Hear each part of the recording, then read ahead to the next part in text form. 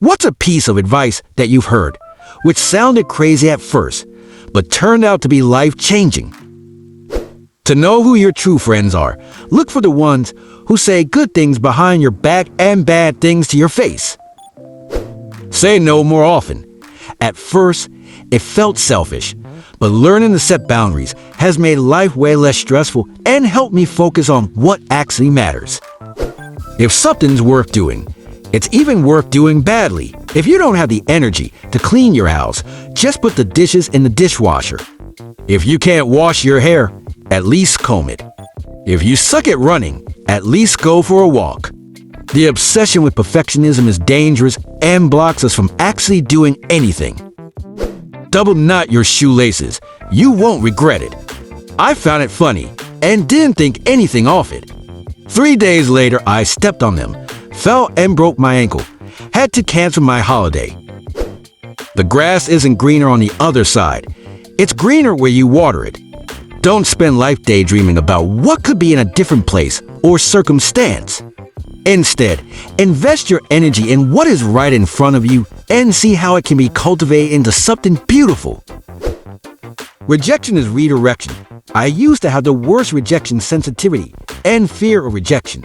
When I heard this the first time, I was like, dude, shut up, rejection sucks, there's no silver lining.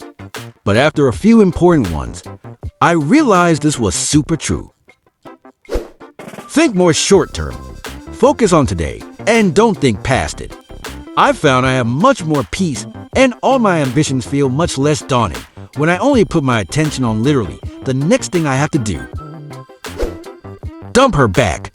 My grandfather, his response when I told him my girlfriend broke up with me for another guy.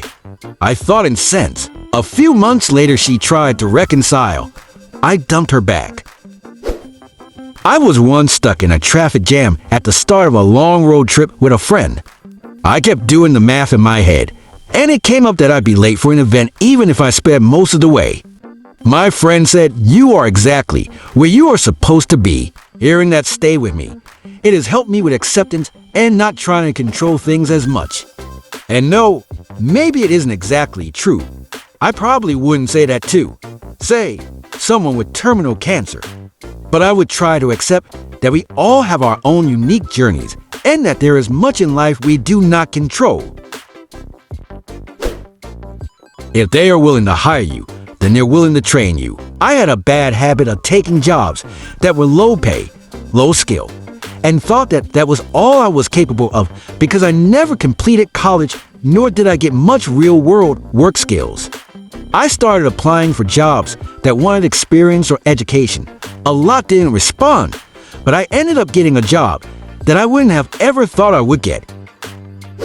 I had a professor who talked about finishing our degree as climbing a mountain.